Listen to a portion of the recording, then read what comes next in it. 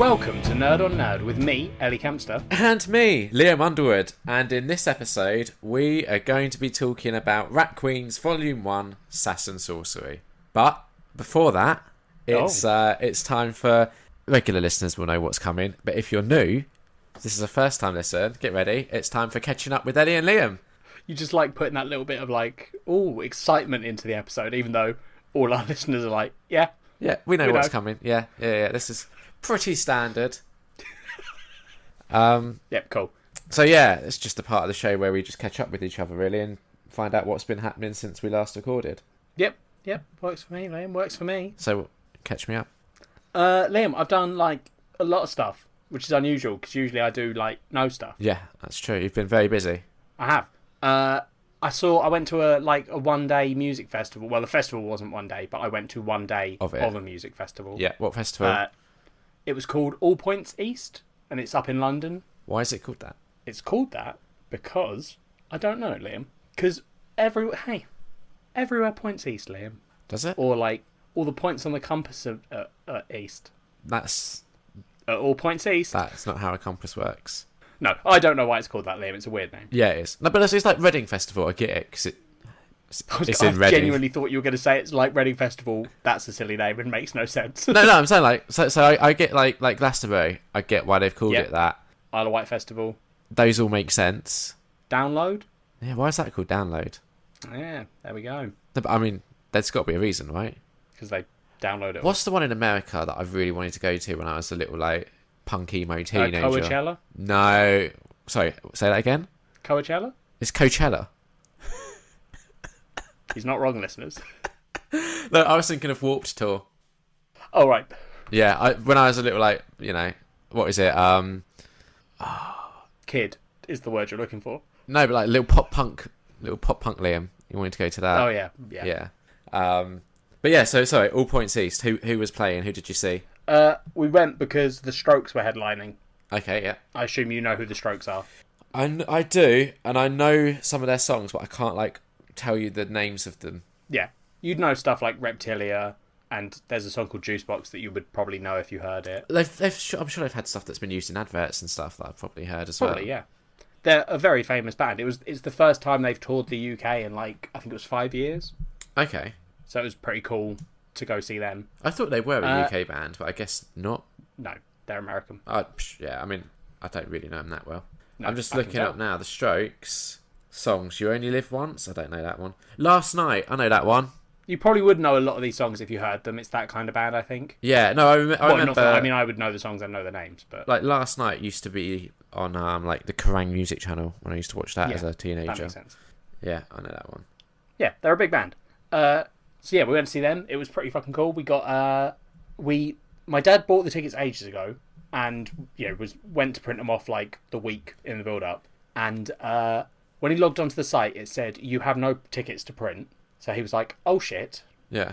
What's happened? He had the receipt, all the email stuff saying he'd bought the tickets, but there was the site wouldn't let him print off his tickets. Yeah. So he ended up calling them, the company that were running it, and the lady was like, "Yeah, I can see that you've paid for tickets, and I can also see that there's nothing for you to print off. So we're just going to upgrade you for free to VIP." Well, so we got why not free upgrade. So here's the thing, right? Yeah. It was cool to get as a freebie because it was basically you got your own little area that you could go to in between sets. Yeah. And it had its own bar and its own food, and it was all very it was just a nice area you could go chill out in instead of being in the throng of people. Yeah. The ticket price was double that of the normal tickets, and that is insane because that's all you'll get paying for, and you're paying double the price. That is. So, were there any other cool people in the VIP area? Yeah, we saw. Well, my brother saw Alfie Allen, who plays Theon in Game of Thrones. Yeah. My brother was slightly late to the gig, so he was going in by himself through the VIP entrance, yeah. and he was standing next to this guy, and he said looked at him and was like, "That looks a bit like Alfie Allen," and then he was standing there and he was trying to sort of get a proper look, and eventually I think he said he looked at his teeth because he knew that Alfie Allen has a little gap in his teeth or something. Okay. So and then he went, "Oh shit, that is Alfie Allen." So he went, are you Alfie Allen? And apparently, Alfie Allen just went, fuck this, and ran up the VIP line, pushing past people who were like, what the fuck is happening? Yeah. To get away from my brother. Which annoyed my brother somewhat. Wait, so literally just asking the question, are you Alfie Allen, caused Alfie Allen to run away. Run away. Yes. Now, I kind of get it. Because if you're Alfie Allen, and you've just finished Game of Thrones Season 6, and you're like, I really want to just go to a festival and not be swamped by people being like, it's Theon. Yeah. Where's your penis, Reek? But like, I get it. No, right, I get it, but like, the way I'd look at this, right, if I was Alfie Allen, for example, I'd give people more of a chance than just, are you Alfie Allen? Because I might either deny it, say no, and then if they insist, then I run away, or I go, yeah, I am. Now, some people might just drop it, some people might go, big fan of your work, leave it there. If the person then starts like grilling you and being like, oh, so tell me about all these things, then I run away. But just running away at that first question seems premature. No, you are right, but I don't know. I got it, but okay, I can also see the counterpoint. Yeah, I still think it's a kind of a douche move for a celebrity to do it, but I can see why they would do it. Yeah, because for me, like, if I was to ever approach a celebrity that I liked, it would only ever be to just say to them, like, big fan of your work or something like that. I wouldn't expect to have, like, a conversation with them or anything. It would just be like, I just want you to know that I appreciate you. Let's end it there. Okay. Like, because I want that equally, to be the thing you say to them. yeah, because like, I'm respectful of their time as well. Hi, Ellen Page. I just want you to know I appreciate you, but let's leave it there. And then you walk away. This me and you thing ain't gonna work. Done. I had a big crush on you for a long Page. time, and you've ruined it. Let's just leave it there. But yeah, so like there was there were some celebrities there, and we saw like a few people from because the band area, like where they hang out, is behind the VIP area. Yeah, and we think if they wanted to go into the actual thing to watch a set, which most of them wouldn't. Yeah. But we did see a few bands who then had to like walk through the VIP area to go out to the main area. Yeah. So like you saw a couple of like musicians that you'd seen, and it was like, oh, that's quite cool. Yeah. But they had the Raconteurs opening for them, who I've heard probably of. know. Yeah, Go on. You'd know their what's the main song? Oh, I'm blanking on the name. Steady as She Goes. How's that go? Steady as she goes, dun dun. Okay, yeah. Dun. That song. Yeah. That's like their main song that you would know. But they've got Jack White, who's the guitarist for them, and one of the singers, and that's fucking cool to see Jack White on stage. Yeah. Liam is from the White Stripes. I knew that, and wasn't he in something else? He had a solo career. Yeah. I'm sure. And he was in the Raconteurs. I thought he was in something else as well. He probably is. Yeah, he seems... But yeah, that was fun. Yeah, so the White Stripes, were they related, or was that just like a gimmick? I think it was his wife. Oh, really? I thought they were like siblings. I think the whole thing was that no one knew what they were, but I think it was his wife, Meg White. I think. I may be getting that wrong, but I know that there was a whole thing where it was like, aren't they brother and sister? And then other people were like, aren't they a couple? Right. And then no one could figure it out. Okay. So I'm not wrong for not knowing that. It is a mystery. Oh, no. I think it was a whole thing back in the day when like it was deliberately weird and confusing. Cool. All right. But so that was fucking cool. And then the Strokes just were amazing. Yeah. Because you know a lot of the songs and you're like, oh, this is really fucking cool. Yeah. I had to do my usual where we were in like the front of the arena, and within about 2 songs I was like, cool, I'm going to lead the crowd because I hate being shoved. Yeah, that happens at those sort of things, don't it? Which I get, and I never do it in like I want people to come with me. I'm always like, no, you guys stay and enjoy the gig. I just know I won't enjoy it if I'm surrounded by people being crushed. Yeah. Because I just get all stressed out and weirded out by it. Does your dad enjoy that sort of thing? My dad is one of the people that does the shoving. I find that so easy to believe. Oh yeah, no, trust me. When I get to the second gig, Liam, that will become more apparent. Oh, okay, cool. But yeah, so we did that. That was very good. And then the week after, we saw Muse, which... Oh no, then they did that song that I like called Plug-in Baby. Yep. So the Strokes were fucking cool. Yeah. Muse is one of the best live shows I've ever seen. What made it so good? They put so much effort into their show. Like, before they were playing... Like, the opening acts were really cool. Yeah. Like, it was this band we hadn't really heard of, but they were like this cool indie rock... it was a female lead singer and a band, and they were really cool. Yeah. Like, I like their music. Then you had Tom Morello, who's the guitarist for Rage Against the Machine. Yeah. And Audio Slave. Like, he's been in a lot of bands and he's amazing. Like, watching him play guitar is mind-blowing. And then also the whole time he's putting, like, political messages up on the board behind him. Okay. At one point, he flipped his guitar around to play it with his teeth, and for the whole gig, he had just had an A4 sheet of paper sellotaped to the back that said, "Fuck Farage." Okay. And we were like, oh, this guy's really fucking cool. Yeah. But like, is he British? No, but he's huge. He's a huge political left. Because I was going to say, person. like, how much of that, like, whenever someone like from America comes over and then they're like doing political messages for the UK politics, No. it's like how much of it is pandering? He's full on like Antifa, Okay. the anti-fascist movement. Yeah. That are like, we should beat up Nazis. He's like basically that. Okay. He got on a bunch of activists. He at the end for one of the Rage Against the Machine songs, because he plays songs from all the bands he's been in.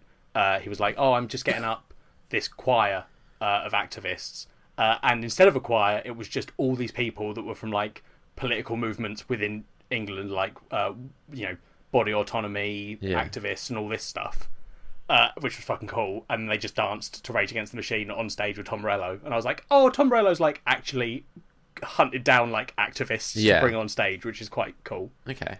But so that was all cool. But then Muse come out, and we're standing there in between Tom Morello and Muse, looking up what people had been saying, and people were like, "Oh, it's pretty insane, the gig." They spoke to the band, and the band were like, "We think we might have gone too far with this one." And you're like, "Oh, okay, they're probably building it up a bit." Yeah. But then as you're reading through, you're like, "Okay, well, it says they've got lasers, obviously. Yeah. It says they've got giant robots. Okay. That's kind of weird. A marching band. Okay, it's getting a little bit out there." And then just like this list just went on and on of shit they had in this show. Yeah.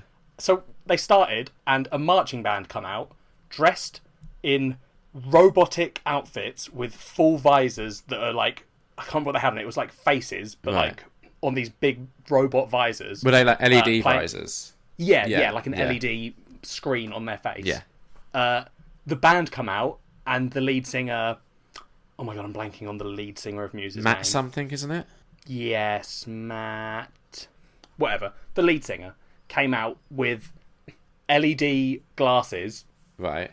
That were playing like cool patterns over them. For like 5 songs he wore them. Yeah. Then they had a screen. I've honestly never seen a screen as big as the screen Muse had behind them. It was mind-blowing. Okay. And it was super detailed, and playing all these like crazy detailed animations Matt to go Bellamy. with the songs.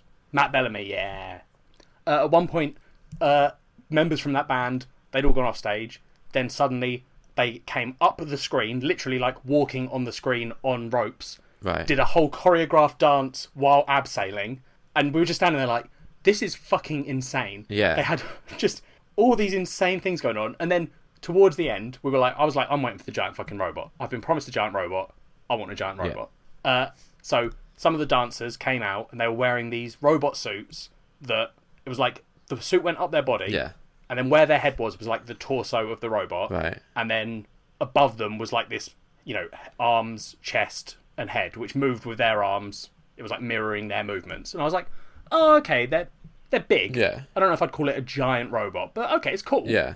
And then the next song, a giant inflatable robot came from behind the stage, which dwarfed all the members of the band, was this insanely detailed inflatable like cyborg monster thing, and then just stayed behind them, and it moved around.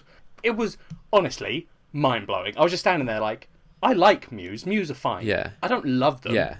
But they are one of the best live bands I've ever seen. Yeah, they I would say put to on anyone like now, a show, right? By the sounds of it. Yeah, and it had like a whole running story. Like Okay. all the songs, like vague, not like a detailed one, but like there was a story going on. Yeah. And I was like, this is just mind-blowing. I The amount of effort they've put into this. I think like if you're going to do like a stadium tour, which I'm assuming is what this is, Yeah.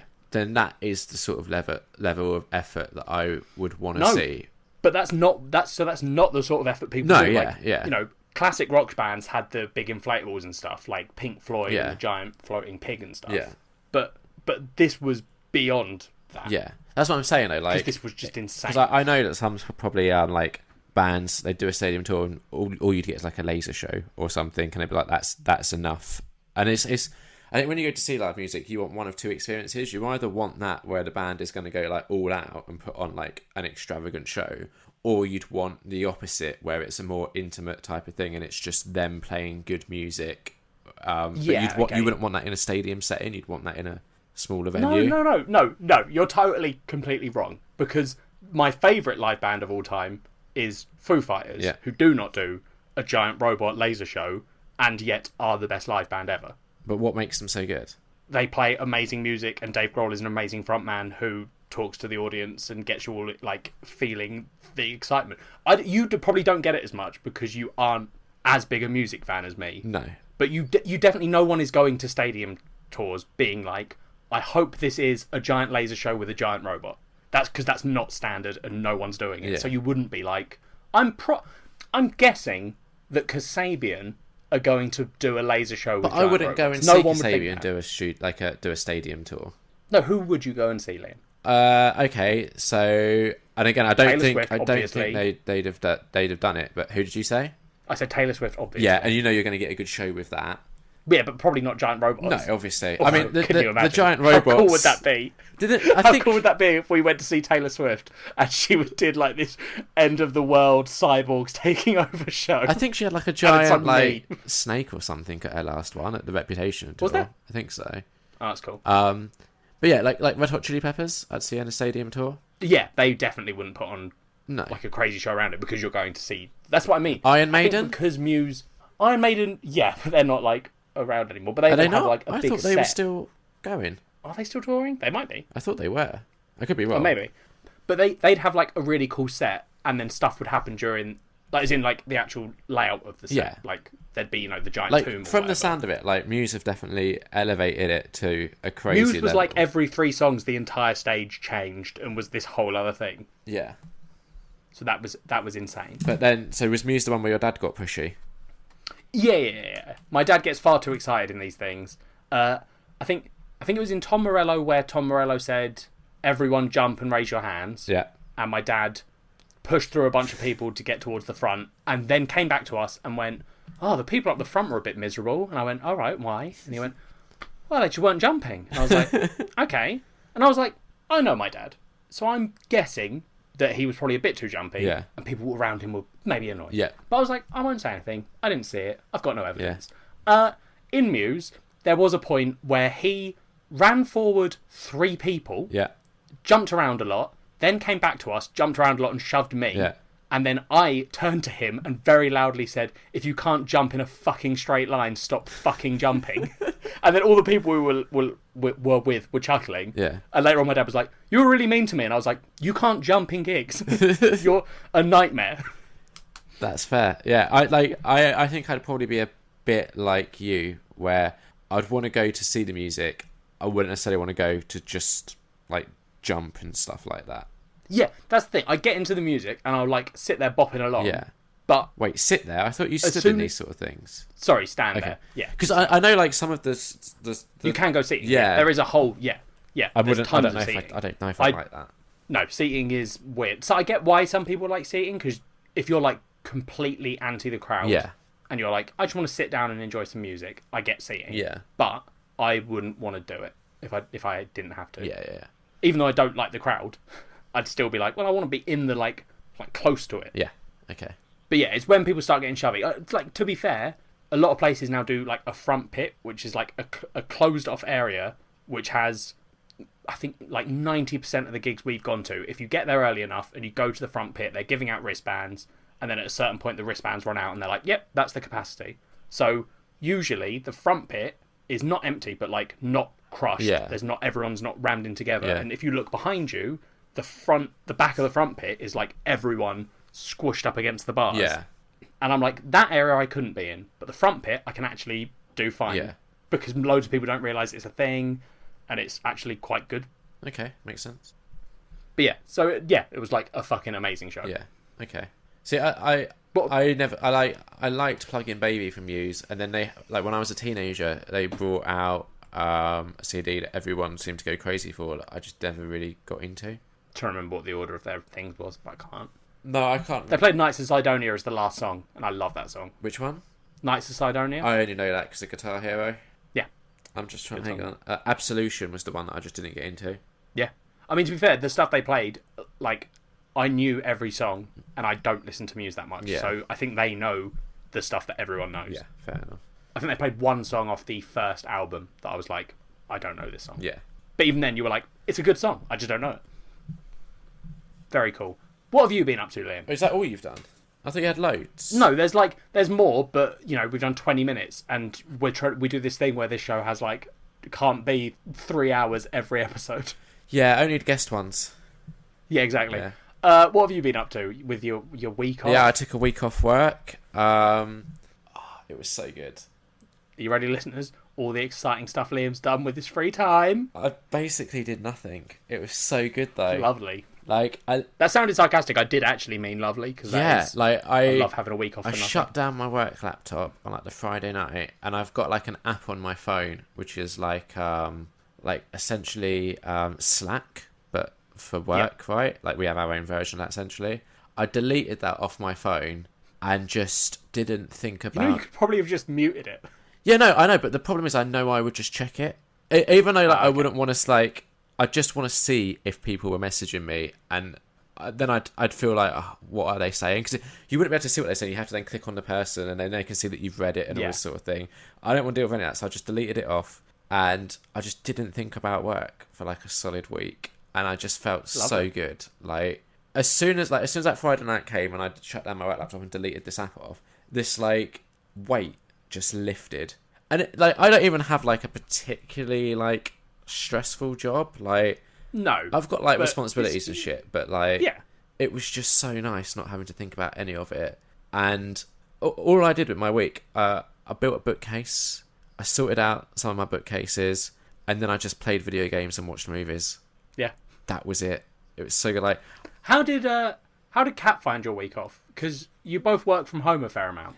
Yeah, and everyone who listens to this show knows what you're like. Yeah, no, she was fine because I got into the habit of like staying up till like 5 a.m. and then sleeping till like midday.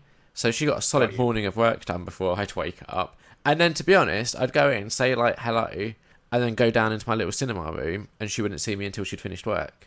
Fair enough. Like I honestly I went to the gym once in that entire week, and then just sat on my ass for. Nice. Oh, it was honestly like.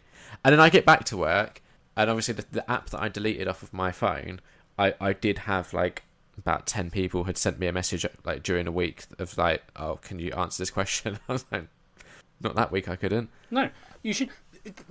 Like works try and do that thing where they're like, you need to be accessible at all times, but no, that's fucking bullshit. If you're on holiday, you're on fucking holiday. Like when I got back, people were understanding that I was on like holiday. Yeah. But the thing that was annoying is everyone was like, oh, so where did you go? And like people didn't really get that I took a week off and didn't go anywhere. Yeah, you had a staycation. Yeah, and it was honestly, I can't remember the last time I felt so relaxed. And I think it was not only because like the work thing, but also because I didn't have stuff on. Yeah. Like the last time I took any time off work was when I went to Austria skiing. That was not relaxing.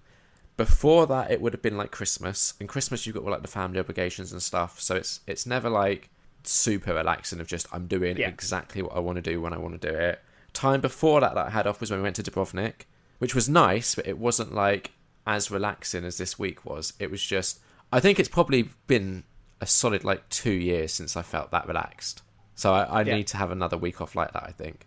I had it, I did it last year when I had holiday left to take, and I was like, there's nothing coming up before Christmas, so I'm just going to take a week off. Yeah. And it is legitimately some of the best things you can do. You can just like, I don't have to worry. Yeah.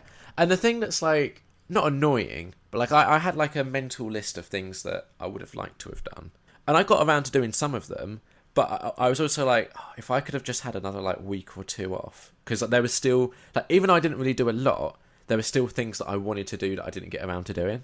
Yeah. Like, and it's not like work things, it's things I want to do. It's just video games dominated a lot of this week. There was like some TV shows that I wanted to catch up on, and like some writing that I wanted to do, like little things like that, you know, if I didn't have to work, I know that I wouldn't get bored. Because some people are like, you might eventually, Liam. I've got like over 1,000 films to watch. What you just described there was I'd need like an extra week to do those things. What would you have done if that was then 3 weeks, but you'd done it all in week 2. Honestly, I know that I'd find stuff to do. I feel like eventually you would get bored, but I think it would take a while. I don't know though. Because you must have had that experience, because I think everyone has had it, where you are off for a certain amount of time, and then you're like, not I want to go back to work, but you'll have a day where you're like, I could play this game, but I've been playing that quite a lot recently, so I'm not really feeling it. And then you're like, yeah, there's stuff I could watch, but I'm not in the mood for any of it. And then you're like, oh shit, what do I do? I didn't get that this week that I had off. No, probably not in a week off. No. I wouldn't imagine. The thing is, there is always stuff for me to do. Like, I guess maybe it's one of the advantages of being sort of, I don't know how to phrase this nicely, but a child trapped in a man's body. Yeah. I guess it's sort of, you can just be amazed by anything. Yeah. Like, Kat could just get you a pack of crayons and you'd be fine. Yeah, or like, I'd want a colouring in book to go with it. I can't just do drawing, freestyle. I'm not like that. No. But, yeah. That's too unstructured. You're a child in a man's body, but you like a bit of all. Yeah. I like a good list to work through, don't I? But yeah, I mean, I honestly, just knowing the way I am, know that I don't get bored. If I'm left to my own devices. If I'm being forced to do stuff I don't want to do, I get bored very quickly. But if someone's just like, here's a television, here's a stack of games, a stack of films, and a stack of TV shows and some books, I'm like, cool. Do you reckon, who's that guy? Do you remember that film, was it Aviator? Where the guy, becomes, stays in his house and slowly goes insane and basically becomes like this recluse. That's it, a recluse. Is it A Beautiful Mind? I haven't seen it. No, I think there's a film called Aviator, which is about a real guy that did it. And it was like his story. It's not a very good film. I remember finding it very boring. Aviator sounds like a flying thing. I think he... Was he a pilot? What was the story? I think he was either a pilot... He was something where he got really rich. Okay, yeah. But then, he became a recluse and, lived in this small room and pissed in bottles and stuff. It was... it got real dark. Yeah. He went full recluse. Yeah. But I'm wondering if they... I imagine they're the kind of people that are like, I'd be fine. Yeah. I'd be fine with a month off work because I wouldn't be bored. So I do wonder if you would just slowly become a recluse. The thing without is, you noticing. I've always got things like little projects in my mind that I want to do. Yeah, like pissing in bottles. If I had time, not that, but if I'd have had making sure that the outside world can't get to you. Yeah, I get it. If I'd have had more time off, I spent some of the time editing more YouTube videos for the podcast and stuff like that. So yeah. There were things, it wasn't all fun and roses. There were things I did that were sort of work in quotation marks, but work that I wanted to do. Yeah, and I think if I didn't have to do work to make money, I would... I guess that's the thing, right? It's not that you'd be fine not doing work, but you'd be fine because you could find yourself, you could do something you wanted to do that would be air quotes work. Yeah, editing, if I'd had more time editing the Liam's Got Goosebumps or Liam's Got Point Horror, I would have done that. Or finishing that fucking erotica that I started writing and I really need to finish. Things like that aren't not working, but I'm not getting paid to do. I don't know if the erotica counts as working at all. I mean, I am planning on self-publishing it if it ever gets finished, so... Okay. That's a big if, though. But yeah, honestly, it was a beautiful week off. Well, I'm glad you enjoyed it. Yeah.